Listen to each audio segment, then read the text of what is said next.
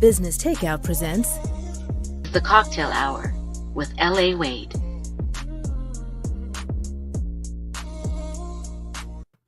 Welcome, everybody, to the CockTale Hour. It's your girl, Leila Dey, and this is Ms. Songstress, Leila Dey. Everyone knows how I feel. Welcome to the CockTale Hour, Leila. I'm going to introduce you in a second, but first I want to give a shout out to Business Takeout. They are a social enterprise that works to empower Black entrepreneurship and inspire Black wealth.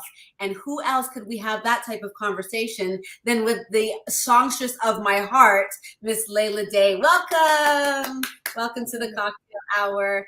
As we were just talking about, it's been a long time that I've been like stalking you.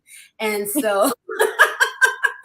And when I say that, it's kind of like I first saw you on This is for Toronto, that documentary that Sheldon Shaw of Potential Films did, who Sheldon Shaw ended up being the editor for all my cocktails with LA stuff when I was just starting up. Yeah, so when he showed me we're always passing music back and forth. And when we watched the documentary, I saw your part and I was like, she's so sweet. Like she's just so wholesome and sweet. And then he started sending me more of your music, and I was like, hold on, she's wholesome with an edge. And I'm here for it. I am here for it. So shout out to Sheldon. First of all, shout out to Potential Films. They have been rocking with me for a long time.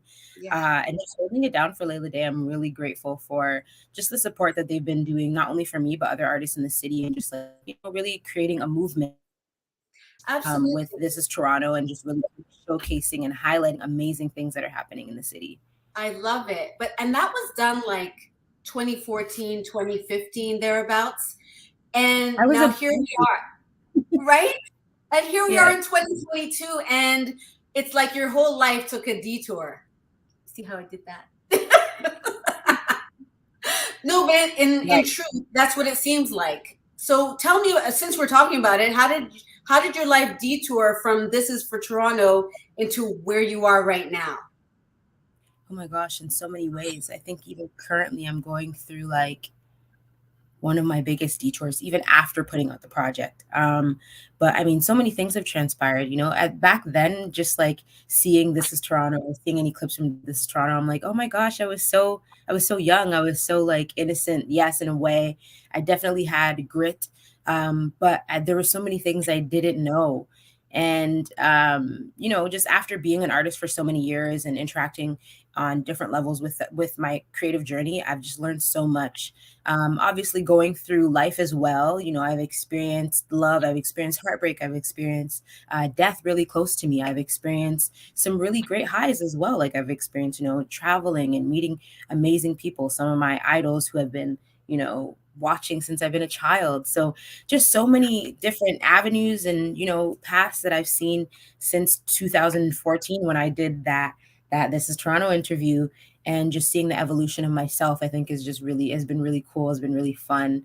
I wouldn't change it for the world, even with all of its detours, and even in one of my biggest detours currently right now. But I wouldn't change it for the world, especially with you like highlighting just that moment, which is This is Toronto for me. I'm like, oh my gosh, I remember that.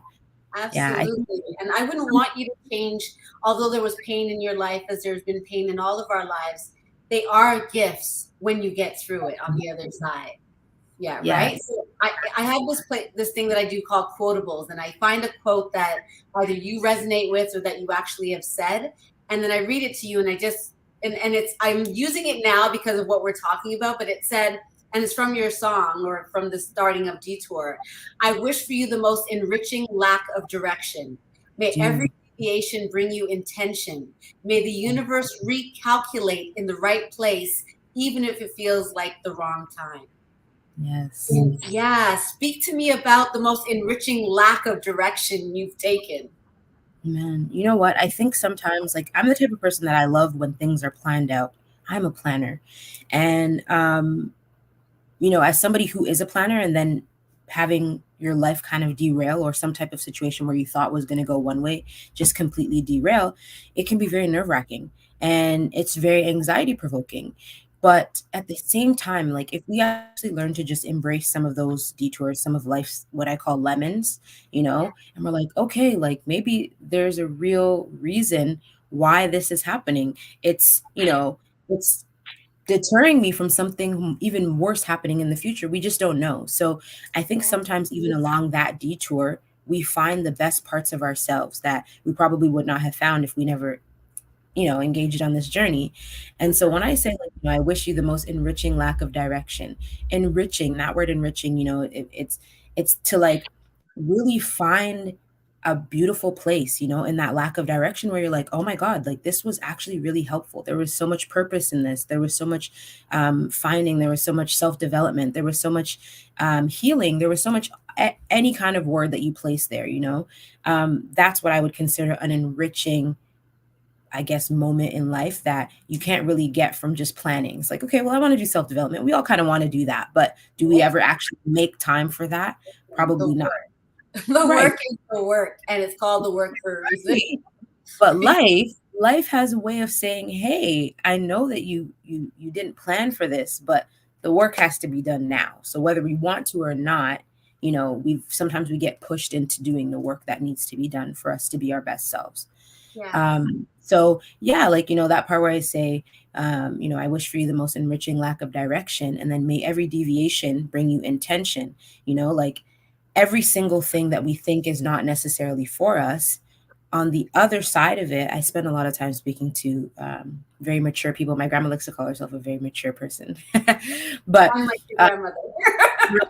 shout outs to all the grandmas. But I spend a lot of time speaking to people who have experienced life much further than I have. And a lot of people will say, like, some of my best experiences in life did not come from me planning and knowing what was going to happen. It was, from me embracing what I was currently in, the situation I was currently in, and making the best of it. And through that, whether that was something as harsh as like having a child that wasn't necessarily planned, I've embraced that, and I love this person that I was able to create.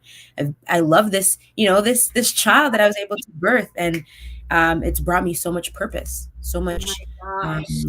Yeah. Right now, I'm just in my mind, I'm seeing a little Leila, like your face. You have like a really cute child face, even though you're clearly a woman. And so I'm picturing this baby that looks just like you, and I'm just like, wow, how lucky are you to look at that face every day? Oh man, it's so cute. I love it. Okay, well, it's interesting that we talk about sitting in the most enriching places of your life. I want to take a journey with you, like you said, like where you were then and where you are now. Let's kind of pinpoint certain places. And I want to start with growing up in family, and then moving into the discovery of your voice, like finding, and then discovery of your voice, and then ultimately finding your voice right now. Because you're so much more confident than the woman that I saw. And that's not from this conversation. That's just from watching and listening to your music evolve. So it's very exciting. I'm a huge music fan, so I'm paying attention to these things, and I'm like, I gotta share this woman with the world. You're amazing. Hi, Mike Truth. What does he say? He loves your quote. So one of the viewers, yeah. So yes. Yeah, I mean, I have evolved so much. Okay, so we want to talk about the journey for me. So where are we starting? So growing up in family, how were you when you were little Leila, the age of somebody little you brought into the world? Yeah. You know what? I was always a pretty feisty kid. I'm Jamaican, and I don't know why. I don't know what that is. I don't know what that's about, but I was kind of like a little tyrant in a way. But I think I've always been fairly headstrong. I've been a leader all of my life. I think I knew that. I think my mother knew that from when I was a child. She was like, this is my firstborn child, and she's going to do something with her life, because if she doesn't even listen to me, I don't know who else she's going to listen to. And, her or your grandmother? Not my mom at all. I think my grandmother and my dad. I definitely maybe an amalgamation of my grandmother and my dad. My grandmother's very she's a very strong Jamaican woman, and she's very stern in her ways, but very beautiful at the same time. She's been through a lot.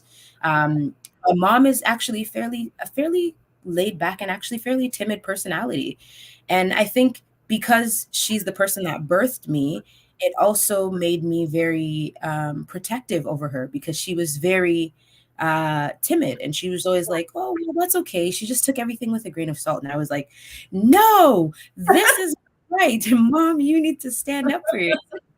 On many different occasions. I'm also sorry to cut you off.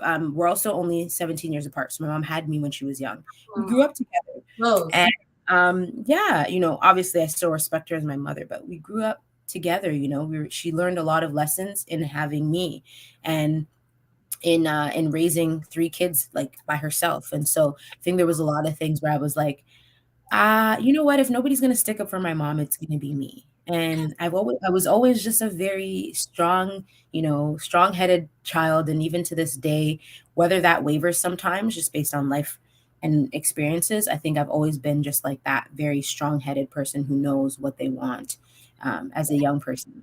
Yeah. I think you are very strong, but I think I don't know, maybe you underestimate just how much of your mom's energy contributes to the femininity by which you give the information in a masculine way, like in an assertive way. You're assertive, but you're feminine, and it's like this beautiful duality mix that is, and it breathes into your music. It bleeds into when you're speaking. It just emanates from you. I don't know if you noticed that. You know what? No one's ever said that to me before, but that's really beautiful, because like my mom is my best friend. I love her so much. Like we've grown, and our relationship is like just turned into something so cool. And I love that. I feel like there's still a part of her that is like inside of me, and I'm glad that other people see that as well. So thank you. Yes, absolutely. I definitely see that. I love it. So, okay, let's transition into you like discovering your voice, not just how you hurt yourself, but the vocalist in you. You know what? I'm also a part of like a musical family on my dad's side. My mom, she sings, but again, with the timid personality, she sings mostly in the shower. But I hear, because when we were younger, I used to hear her singing, and I was like, okay, Mom, like you have a little something going on there, but my dad, he was a DJ in Jamaica, doing a lot of like reggae, roots and culture, very, very few dancehall, but was really immersed in that culture. And I grew up around that. My father's sister, so my aunt, when we were younger, again, very immersed in like Jamaican culture, but she was more of like, well, how do we empower all of these young people, meaning me and my cousins, like her children? How do we empower all of these young people and let them know like about their culture and where they come from? And she started this group called Caribbean Gems. It was all of my cousins. We used to go to church. I grew up in church as well, but we used to sing these Jamaican folk songs. She would couple it with like, church music as well. But we would always be at my house anyways on weekends, or weekends and breaks and whatnot. So it was just a time for us to come together. And that was really my initial interaction and engagement with just like group singing. Between church and Caribbean Gems, and just learning and being with people whom I love and I play games with and I play, video games with, but they're still my family, but we still do this thing where we go out and we perform for our culture. And we learn about Anansi, and, we're learning about like, Hill and Gully Ride. I don't know if anybody in here knows any about that, much about that. I was going to ask you, what was, even if you don't remember the lyrics, what was the melody for some of the things that you were learning back then? There's this one song that my cousin and we always sing to this day because it's super funny. But okay, so there's a song called Hill and Gully, and to be honest, I actually don't really know the word. Actually, I guess I do know, but I never really knew what it meant then. So it's like Hill and Gully rider, Hill and Gully rider, Hill and Gully, you gotta bend down low down Hill and Gully. So like I think a lot of it, when I learned about actually Caribbean culture and like even the things that we were singing, a lot of Jamaican folk music it emulates, music that the slaves had to, that came up with and had to empower each other with. And when we were singing, we were just like, this is fun. But at the same time, it's like, it means so much to us. It means so much to our culture that at the time, we didn't really know, but it means so much to me now. Cause I'm like, wow, like that was a deep rooted experience for me to have with my cousins. And, we just continued to sing until we all got older and we were like, this is not cool. We're not. It's not cool. It's not that cool. Yeah, but pretty cool to me. I mean, because it's formulated who you are. I feel like yes. you are this dim sum of culture, both Canadian and we're influenced by the States, so it's in there. And like some of your favorites, Lauryn Hill, Jasmine Sullivan, that also has that Caribbean influence, specifically Jamaica. Like nobody else is one of my favorites. It's constantly blasting in my house. I saw the video for the first time today because I never watch videos because I'm older. So it's like something I have to go online to watch a video. Much music no longer. I don't sit there like I used to and watch these videos. So I went and I was like, I was listening to it and I was trying to tell my 9-year-old who I'm interviewing, and I was like, listen to this song. And he was jamming and he's just like, she's good. Like he gets it. Anyone who hears your voice gets it. Yeah, so talking about your voice, what about finding your voice? Both from the time of This Is for Toronto, even before that, and now, how you formulate who you are as a woman? Because it's like you were a little girl and now you're like a woman, and I can see the difference. What happened? What was the enrichment? Every day I think about it, and a lot of people always ask me, like, in your development, like, how do you continue to grow and become better? And I think that's because in my mind, it's always about growth and development. I have to remember that, like, in music in general, in this artistic career in entertainment, it's not always a bed of roses, and it's not as easy as I think people think and believe it should be. When I was like 13, and even before I did, This Is Toronto, I thought by the time I'm at my age by now, Rihanna and I would be sitting down having brunch every day. Yes. Why not? Right? Right.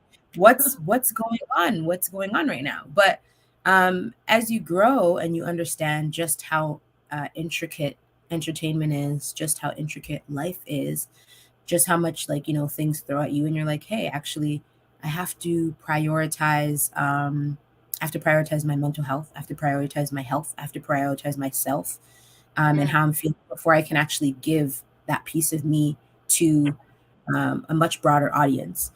And I think in the forefront of my mind has always just been development and personal development, professional development, growth in what I love to do. I'm always looking at even other singers like, okay, I watch videos all the time of people singing, like, that's amazing. And then I just try to do what they do. And I'm like, okay, like, how do I make this my own? And I'm always trying to be in creative spaces where, I can bounce that creative energy off of other people. And I don't know, the development really came on its own, but I've always been a person that would like to do better. Now, that has its ups and its downs. Sometimes I think it's coupled with like a perfectionist kind of reality, and that can be really detrimental. That can be very detrimental. But I think at the same time, it's what's pushed me for many years to just like continue to grow and develop and not be as stuck in a particular type of way. Yeah. Absolutely. Mike Truth is a big fan. I guess he's your demeanor being something that is like, Leila has a very balanced, strong, and calm aura about her. And that's what I mean. Like your mother is definitely in there. He says it's a powerful asset. And in this industry, I think it is and you're a dope artist as well. Oh, thank you, Mike Truth. Oh, thank you. Yes, Mike Truth. Shout out to Mike Truth. All the amazing comments. He's a dope MC, and he's the one that actually connected me to your management. Even Sheldon wasn't, because Sheldon and I keep working on projects, but Mike and I do as well. But he was more immediate with like getting me connected finally, and it was time. You had Detour that just came out, and I want to go back to this though. When you're discovering your voice and finding your voice, then there's the writing your voice into your singing after you find the way that you want to express it. Can you talk about that journey of transitioning your written voice to your audible voice? So I think even for me, it was a little bit different. Like I was going as another artist or another name. For a long time, I was rapping, so I was going as PG. I was also singing, but I was also a rapper. And I think that's kind of sometimes people see that balance between these two dichotomies of like, oh, like you're a singer, you have this really like beautiful femininity to you, but then you also have this grit and like this, this harsher, more, I don't want to call it like masculine, but necessarily a masculine touch to you. And I do, because I think I understand perspectives, right? But the type of artist that I am, like, I wasn't always writing for myself. And I think the main switch for me and kind of more speaking my truth is when I started writing for myself. I didn't have the confidence to write because I was always like, I sing. Like, I don't really do the writing thing. I don't do the writing of music. And so I've had a lot of co-writes. I was like, writing with other people or allowing other people to kind of tell my story. It wasn't until, I had experienced a very near death to me, which was my sister, and I had all of these emotions. Of Thank course. you. I had all of these emotions inside, and I was like, I don't know what to really do with them. And something that's really prevalent in the Black community is like, we don't talk about the things that are going on inside. And I didn't know what to do with them. And so I was at a place in my life where I was like, hey, I think I need to actually have an outlet to write and to be able to speak my truth and say what I have on my mind, regardless of how it comes out. Again, it's coupled with the perfectionist thing where it was like, it doesn't have to be perfect. It just has to be honest, right? Yeah. It just has to be honest. And every day I'm showing up for myself and I'm like, hey, it doesn't have to be perfect. It just has to be honest. Whenever people ask me about my music, I say I make honest music. It's coming from a place that like I'm feeling. And whether you resonate with that, amazing. But if you don't, that's okay too. But at the end of the day, it's honest for me.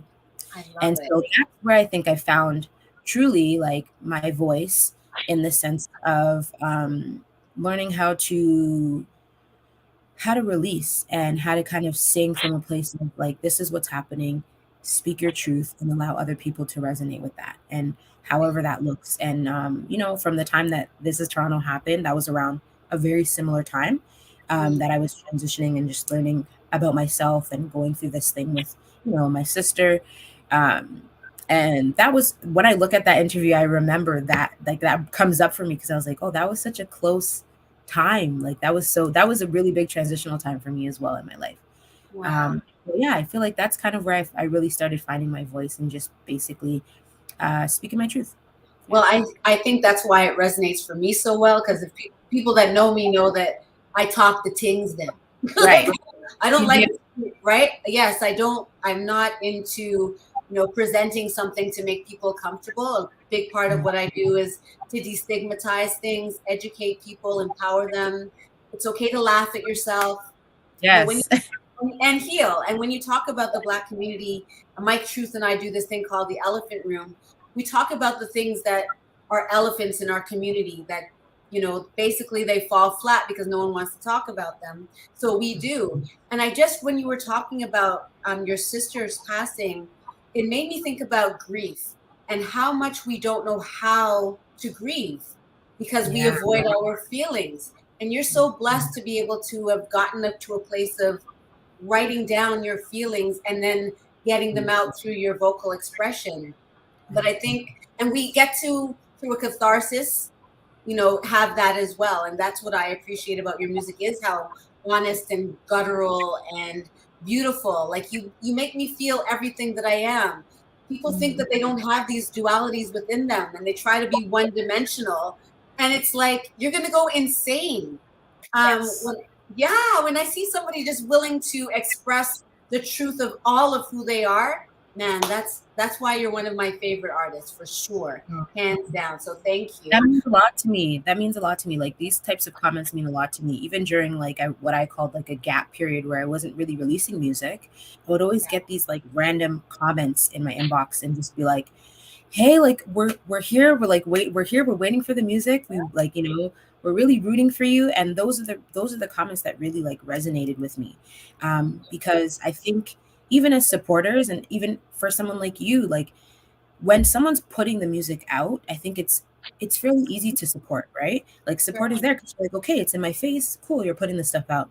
Yeah. When someone's not putting the music out and people are still there supporting, this artist and encouraging this artist and in whatever it is that they're going through, because at the end of the day, we're still human beings. I think those are the most important people to me in my artistic journey because they're the fuel. They're really the fuel. I know people think that like, the fuel is like the supporters who are like, oh my gosh, so cool. Like you've got this billboard. I showed up today. Like, congrats. But the fuel for me is really those people who like held it down when I wasn't saying anything. and when I wasn't putting anything out. And they just, remembered in the back of their mind, hey, I just thought about you. Or like I heard this song and I was like, hey, I want to know, like, how you're doing or how things are. And that means a lot to me. Yes, you're a legacy artist, and I'm frustrated because more people don't know that they have this gem that is just unseen right now. And maybe that was on purpose, I think. And in fact, I feel convicted now to share that God has been hiding you and that he's ready to reveal you. And I can feel the steps that are being ordered for your life. And I'm excited to see what's to come. Everything in its time. I'm excited too. I'm excited as well. I love it. Okay, I'm gonna pivot a little bit, and I do this thing called word. And what word is that I mention a word, and you can either sing a piece of the song if it's a song, or you can say what it means for you. Whatever comes up, you can do that. So do that. Okay, so let's hope. And I might share some with you. That's fine. So my first word is vibe. What comes to your mind, or what do you want to do? My song. I'm just trying to get in my vibe. Yeah. And you know what? That's so funny because like vibe actually reminds me of you because that we won't get into it, but the video, it's fine. Yes. You know what's so funny? When you sent me the video, I was honestly like, yes, this is so like taboo and it's so against the grain. And I was so very much like taken aback. But at the same time, I was like, I love this so much. I love this so much because it's like your vibe and my vibe and everyone's vibe is really just like, that balance between like just living in your truth and being your best self. And like people try to bring us down all of the time.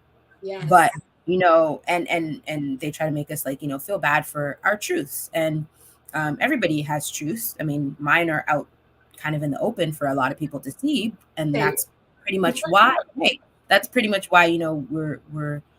critiqued a lot. But at the same time, it's like your vibe and your aura is what is going to it's the vibe is like vibration. That's what's going to elevate you. And when you're walking in your truth and no one else can kind of bring that down, that song is really just about like, hey, like don't kill my vibration. Exactly. And that's why I chose it. Because like I was telling you before, my show Cocktails with LA is really about healing and then finding my sexual sovereignty because of my past. And so so when I heard the song, Sheldon Shaw from Potential Films, Big Up Yourself, he was the one that first let me hear the song. And I was like, this is it. This is like my whole vibe. Not only is it song vibe, not only am I going to use this for my first time vibe, this is my vibe. And that's when I fell in love with you as an artist, because I didn't know you at all. I don't know you at all, but you spoke right into the person that like my Sasha Fierce, the person that I want to operate in as I live my life. And that's when I started paying attention. As you should. I encourage that, and I'm continuing to encourage that over your life for sure. Yeah, somebody named JS is saying big up. I think I just missed that. Yes, big up yourself. Yeah. You got this. And I'm pretty sure she's talking to you. That's the homie, Jay. That's the homie. Amazing. Okay, so facts. Okay, perfect. So my next question or word is doubts. Doubts. When I think of the word doubts, I think it's interesting because a lot of people consider me to be a very confident person. You are. But when I am, but I still have a lot of doubts. And I think that's something that I am confronting even currently in like a current detour that's happening for me right now, And when I think about doubt, I think it's coupled with faith. And I think it has to do with like, the idea that for a long time in my life, I've walked in fear or doubt. And this is the first time in my life that I'm stepping out on faith. And that's a very scary thing. But I think doubt has held me down for long enough, and I'm ready to walk in faith. So And that's it's what I'll say. okay. And I agree, and I'm so glad that you said that, because I had a sense that you would. And so my Mhm. next word was faith, knowing Ah, that I knew you were going to say something like that. And I think the most powerful thing that we can empower other people to understand is that no matter how large you are, that you're a human being, and that those things are things that happen within you. But yeah. without the doubts, God's grace and his power can't be amplified through your faith. So while Mhm. you're experiencing the doubt, we are all experiencing your faith. And so Yeah. that's what's so, like, that's the most Isn't that beautiful so part interesting about how it. that works? That's so interesting how that works. Man, I okay. know. I think it's by design. Yeah. I think it might be. Okay, let's talk about home. What is home like for you now? Mm. I think home is like it's a sanctuary for me. I consider my home a safe place, a space where I can be my most authentic self.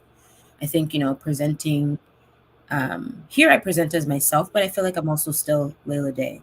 And I think at home is a place for me, at least, that I can be, my ugly self and show my ugly truths and be, not the most desirable person and say, you know what, that might have sounded very problematic if I had said this in a more public scene or setting.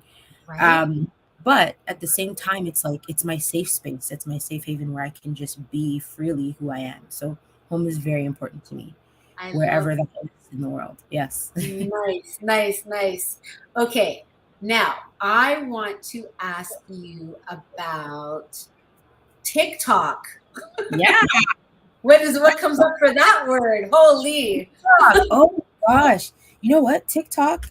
Um, I don't know. Okay, I want to say like one word, but then I also want to explain it. I think TikTok for me um has been Game life. changer?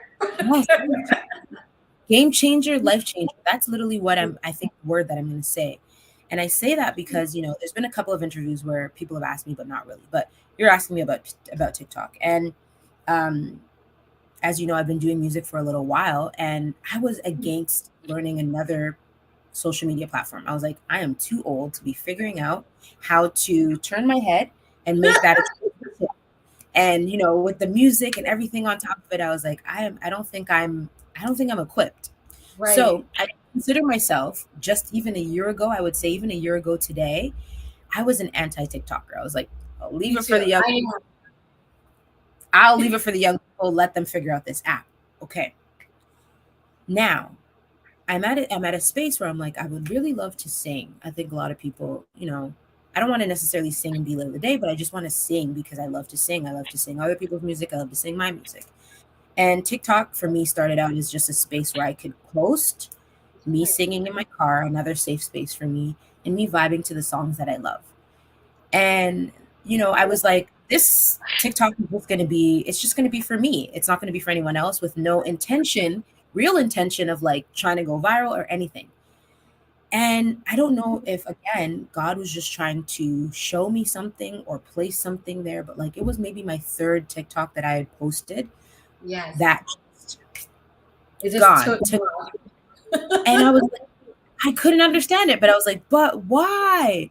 But why? Because I wasn't seeking it so heavy. I was just like, I'm being my most genuine self. I just want to sing. And immediately the TikTok community just picked up on that and really just it resonated with them.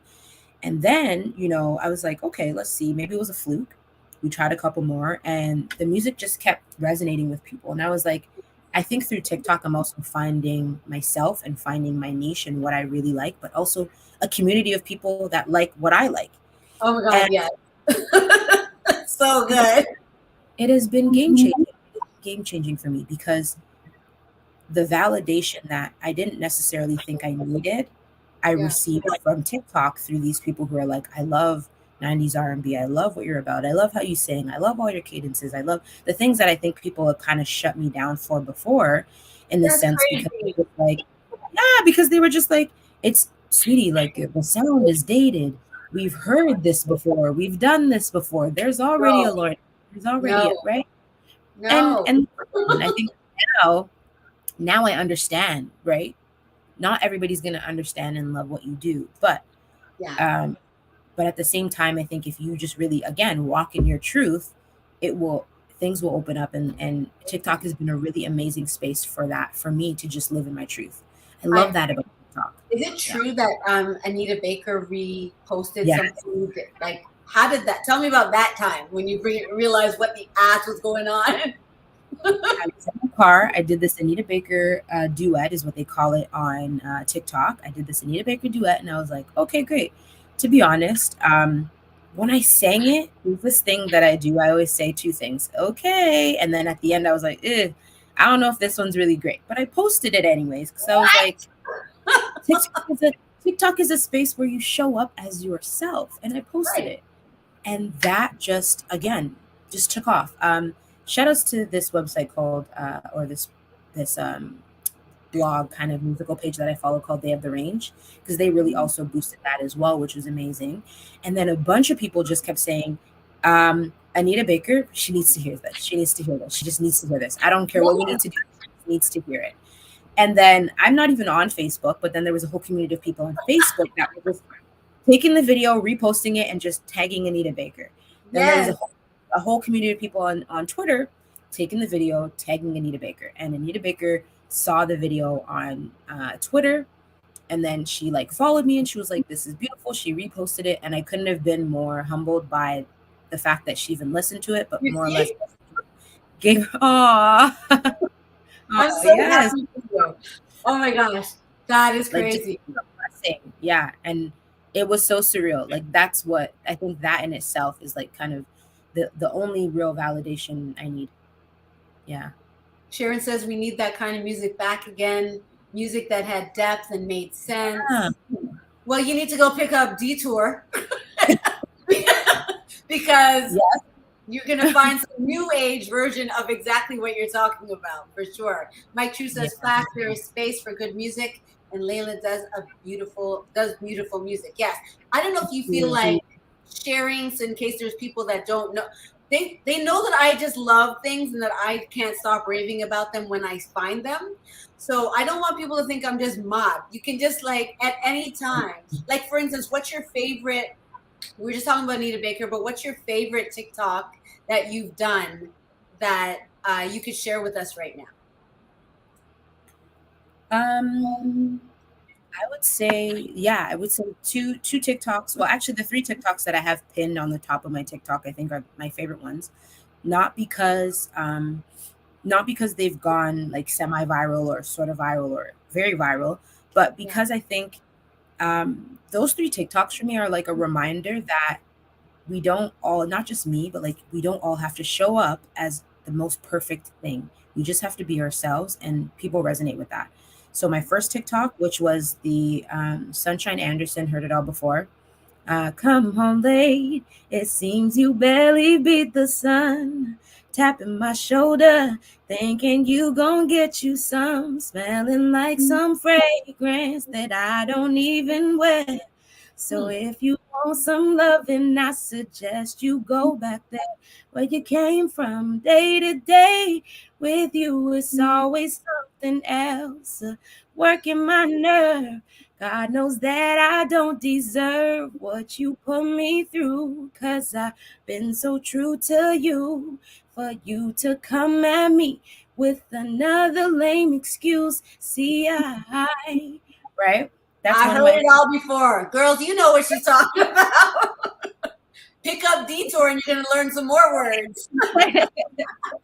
Yes. Yes, JS.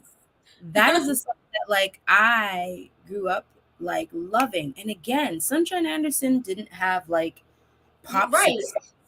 She didn't have pop success, but those are the artists where I'm like, damn, like that was a good ass song. You know, that was a great song. Wow. Thank you. My inside, you can sing. Wow. Yeah, thank you. That's what people. I guess you really don't know that how people see you versus how you experience yourself. Exactly. It's just like I know you're supposed to be. I'm just frustrated that you are not a mega superstar, because that's all I see. And even in speaking to you now, you've just confirmed what I knew from a long time ago, that you're ready. You're so ready now. I'm so excited for where you are going. It's Leila, mark my words. Cocktails with the Leila don't lie. She knows. We got it's here. It's recorded. It's I here. can't wait to revisit this. I can't wait to revisit this in a year and be like, Oh yeah. Yes, said yes, yes. you said it. Right. I said it. That's right. I said it. So Yeah. I love your TikToks. I love your voice. You seem to go, depending on what you're singing, you sink into this place, and then everything emanates from you. I see it and I hear it. What is that place, and can you access it without singing? That's such a good question. You know what? Honestly, I don't think so. Wow. I think because of the way that I communicate, and it's just been a way that I've learned to communicate. Tapping into that place is so like sacred. You know, it's like when I'm singing this song, it's like, yeah, it's someone else's song, but like, what were they feeling in that moment? And why does that song resonate with me? And you know, how would I interpolate this song and put it out for other people to hear it and be like, yeah. A part of that is also my voice that I think is very nostalgic for people. It's like it reminds them of a time that I think for me, I'm not even like that old, but even for me, like the 90s era of music and early 2000s was such pivotal time in like Black music and R&B and hip hop and music in general, and just what it did and the feeling that it gave people. Just like that person said, I don't know who that was, but like that feeling that you can't really replace or emulate with, you know, certain sounds that are here now. And it's not to knock anything that anyone's doing in this day and age, in this current time, but there's something about that feeling, why people, you know, would pass out at Janet's concerts, Michael's concerts, or, you know, Anita's like, there's a feeling, something that they embodied that was really has sometimes, I think somewhere along the line might have been replaced or lost in translation. And I would love to help bring that back if I can, you know, bring that kind of that vibe back, because I think people miss it. And it's crazy because, you know, when you listen to the new age music, everyone's sampling that 90s era right now. That's hot. Right? Everyone's got a sample. They're like, yeah, because there's something about that music that did something for people. And you can say the same for 70s music, particular, you know, 80s music. It's just, I know about the 90s because like I was born in the 90s era, and I was like, wow, the first time I ever felt something in music outside of church was in R&B music. And I don't know why that is, you know? So I love that about the era. I love that about, you know, music in general, how that kind of brings people together, and it pinpoints, it's like our senses. It pinpoints a time and a place for people where it's like, ooh, I was feeling this at this time, and this kind of got me through. So interesting. Did I answer your question? Yes, you did. Listen, I hope we have many. I want to know about, you know, the transition from artists to artists in music business, and the power of your team in helping with that transition. Yeah. I think team is so important. If there are anybody in this, you know, in this room, or if anybody's listening, I think team is so important. I think often we think we can do it all ourselves. I was definitely there, and I would love to. I would love to be able to just have, you know, 100 arms and 100 brains just consistently working, but we can't. And that's okay. It's okay to allow other people to help you develop what it is that you want to develop. Right. And I'm grateful for everyone who's been a part of my team and is no longer a part of the team, or who has helped me along the way. And I'm grateful for the team that I have right now. I'm not someone who kind of allows a lot of people in my musical space and my musical business and all this type of stuff. But I think the team that I'm currently developing right now, we're all just doing the best that we can with what we have right now. And We make it work every single day. I am looking to expand, but it has to be the right expansion, and it has to make sense with the people who have really been championing for me during this time. And shout outs to everybody who's a part of my team: Paco, Bianca, Valentine, Mika McLean. That's my best friend. She doubles down and triples down in many different hats. We're all wearing 100 different hats, just to get things done and just to be in for the running, like to just be considered with wearing 100 different hats. So there's room for expansion because we want to obviously grow and be bigger, but with growth is a lot of responsibility and a lot more work. So just shout outs to everyone who's been holding me down. My stylist, Zola Z, she's been amazing. Like, she's come on and just also been like a sister to me. A lot of people just wearing a bunch of different hats and just trying to make it work, because for a moment there, it was very overwhelming for me. I'm sure. Yeah, because you have a talent that's going to reach so many people that you can't handle all of that's coming back, and the expectation for you to be, what you can do within your own self, but with other people helping you, it can be easier. I just want, so H. Tyrell says, Leila, are you currently working on an album or EP? Tyrell, go get the detour, number 1. Yeah. Let's start there, and then we can get to the next one. And there's some older music you can go look at too. Right. You're about to be on the else vibe. There's other things back there that you can go digging through, and it'll keep you occupied until he's ready again. Such a good answer, for real. Like, okay, so I do. Like, I think that's really important too. Like, I would love to. I am currently working on new music, but there is music that's out there that I would love for you guys to just listen to, sit with, let it resonate for a little bit of time. Just get yourself acquainted with Leila Dey music. Of course, I'm working on new stuff. I don't know if I see or foresee an EP at this very moment, because I just recently released an EP, what I consider recent. It was Detour. And I want that to have legs and, have room to grow before I start putting out more music. I will be putting out some singles, though, that will be coming out soon. So definitely look out for that.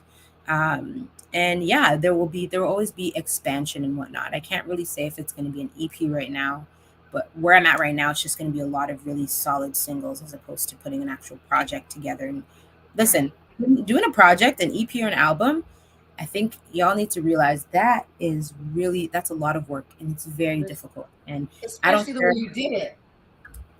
Okay, can we talk about your team and Detour? Because anyone who hasn't seen Detour, go to leiladay.com so you can see what's going down. Because why I wanted to tie this together with your team is there's this idea. They put it through the machine of Leila Dey's team.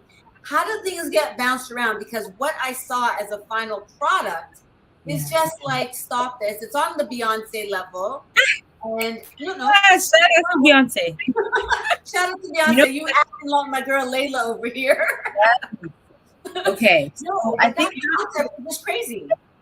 How it works is I can only really speak for me. For me, I am the head of everything Leila Dey, because I'm really it's very important to me, like, what I put out and what represents my brand. And so when I'm making music in the studio, I was just in the studio like 2 days ago. And, when I'm making music in the studio, I'm already thinking about videos. I'm already thinking about, ideas, marketing ideas, promo ideas, TikTok stuff. Like, that's already going off in my brain. And so the creation aspect of it is there. Amazing. Great. I think for the type of artist that I am, I have to kind of be at the head right now in terms of the creativity and what I would like to see happen. Where my team comes in is like, obviously I don't have the skill to do all of those things. So now that whatever's in my brain, I now have to delegate to the people that I trust around me to get those things done. A part of that was when I was crafting this project, I had to sit with Mika McLean, who's also my best friend. But I was just gonna say, shout out to Mika McLean, who was able to take the concept in your mind and spit that out. She's talented. Exactly. You got the next one to watch. I'm gonna be watching you now. Yeah, really talented. So talented. That's literally how it goes. It's like, I have this idea. kind of in conversation like how we're having now, it's like, what if we made this into like, a visual EP? Like Yes. what if we did that? And a lot of the times our conversations start as like, what is our biggest idea? And then like, how do we go after it? Love it. I like to start conversations from, well, like, what can we afford? Or like, what can we do? Or like, Oh my God. I like my younger self. Wow. yeah, that's important. And that's a real thing. Like I didn't know how I was going to pay for that production, but it was like, well, let's just start with the idea and then we'll see who would love to be a part of this idea and help. Yes. And yeah, that's how we really crafted the team. And again, it's the same thing with the project. I make the music, but then I was like, I see this in vision for the project, but everybody else brought it together. Even the poem, down to the poem. Shout outs to Desiree McKenzie. Like, Yes. that poem is so important to me. And it was like I had an idea for a poem, but I was like, do I want to present mid? And what I mean by mid is like, do I want to like, write this poem and like try to do it? No. I want it to be exactly what it needs to be. And it was Desiree, she was like, okay, I got you. So I had to commission a poet who I love understands, Did you access grant funding from Toronto? How does that process work for you? Although if you watch This Is for Toronto, you'll already know what the answer is. Girl, listen. We're not about to bash anybody. But it's grants have been good to me and grants have not been good to me. It's one of those things where, it's a hit or miss, and it's not something that I think as an artist in Toronto who wants to genuinely grow their music business, it's not something you can bank on because it's not guaranteed. Granting bodies decide who they want to give granting money to. And now, more and more I'm understanding that this is a little bit more political than it is like, do we love the music or not? And that's where it becomes very interesting. It's like, well, who are you attached to? Are you attached to a label? Currently I'm independent, so like, are you attached to this management? Are you attached to this? What might our return look like if we invest in this? And then when you lay everything out on the table and you're seeing many different artists and who actually receives grant funding, you can very clearly see the return on the investment, because they're like, oh, I didn't realize this person needed any granting money. No, they probably don't, but there's a return on investment there, right? Right. So it's a hit or miss. It's kind of bittersweet, but I mean, shout outs to all the granting bodies. It's not a downplay. I hope that in the future I can get some grants. I did receive one grant from the Toronto Arts Canada to help with the recording of Detours. So I am very grateful for that. Shout outs to them. Toronto Arts Council, they did help me. I have received a factor grant in the past. I haven't received one very recently. Yeah, but okay, we continue to move. We continue to move and grow. Now, just before we leave Detour and go into like what seems like a budding film career that could also be in the works, I love how you take up sexuality in that particular video. I mean, music videos. And the woman on the pole, and then the woman who was checking for you, and you're like, yeah, I love the fluidity and the, not making it overly like, this is my political statement and how I feel about myself. It's more like, this is who I am. This is my vibe again. It goes back to the vibe, and you don't have to make a big thing about it. It's just who we are. And when we get there as a community, I think we'll be a little bit calmer to be able to do more together. I'm so happy you picked up on that. I'm so happy. Because I mean, for me at least, it's not like a thing. Like, I don't present first with like, hey, I'm Leila and I'm bi, or like, hey, I'm like, my sexuality doesn't come first for me. It is very it is extremely fluid, and I think like it should be in this day and age, in this 2022. Like, you know what I'm saying? Like, we're not having any more conversations about stop it already. And what people are doing with their own lives. We're done doing that, But at the same time, I want people to know that like, I personally, I value the music that I make because it's not. I love for it to be fluid. I try not to do like hyper pronouns. If you notice, like in my Yes. music, it's not like boy, you got, like, it's not anything like that. And there's nothing wrong with that. There's Right? nothing. No, I But feel you. for me, it might not always be boy. It might be girl. And that's so, okay. and also at the same time, for someone else, it might not be boy. It might be girl. And it's just that fluidity of whomever it is that someone's talking to. It's like So inclusive.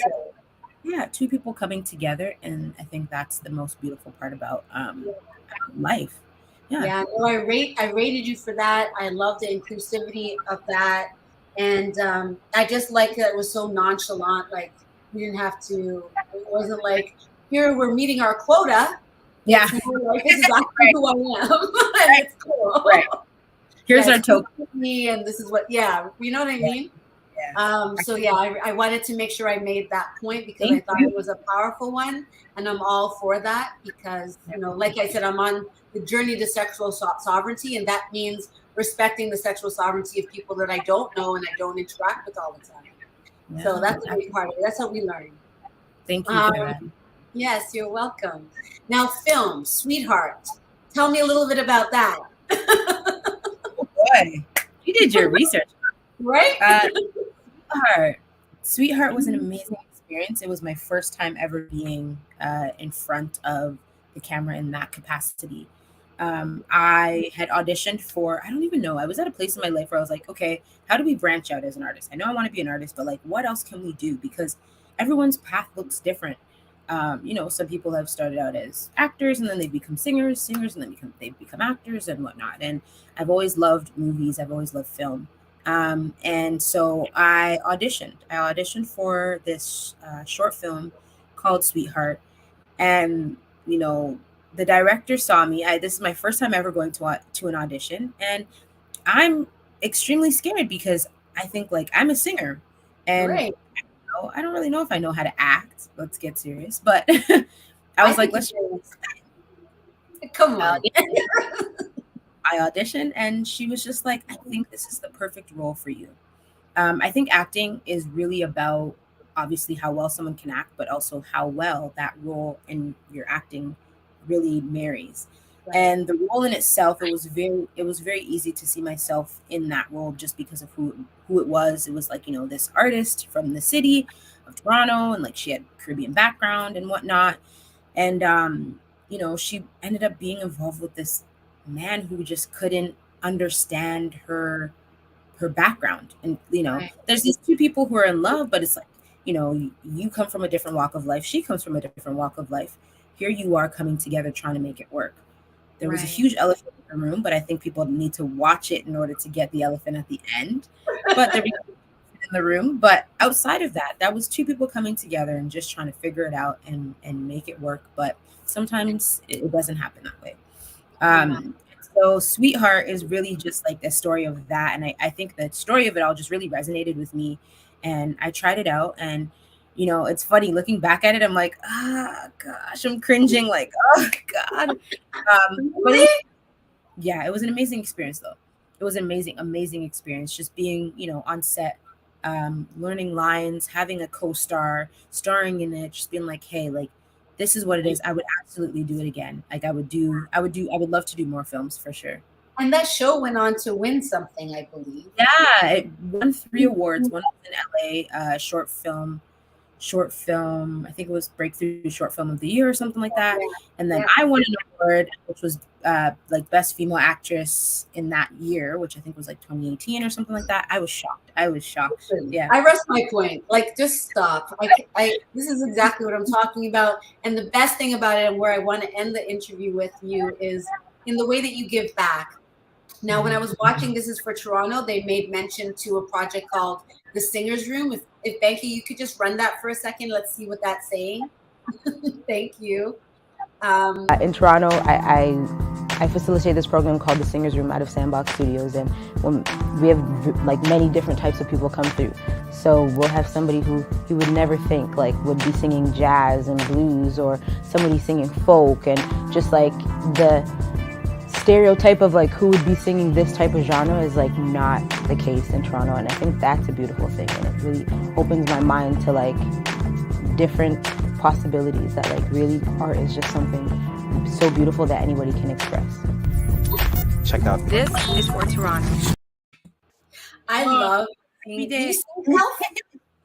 That's how I met you. This is the Leila that I knew, and then I got introduced to all kinds of different music that just kept elevating, and I'm just like, this girl. And now you have something called the Daydreamers program. Yes. My final question to people are, what do you still thirst for?